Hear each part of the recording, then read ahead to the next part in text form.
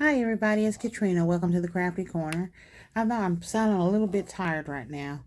Um, been up at it all day, but that's okay because I've been getting things organized and getting things together. I just popped on to share with you a small gift I made for the nurse that took care of me at the hospital. And I know it sounds like it's over the top right now, but it means a lot to me. So I made her this mug. And it's just a small little self-care mug. It says all you need is love and coffee.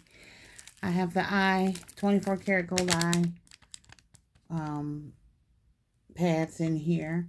A baby girl perfume palette, a washcloth, and the body lotion. So I think that this is a nice gift. And there's a washcloth in there. Just to say thank you. So tell me what you think down in the comments. Make sure you like and subscribe to my channel.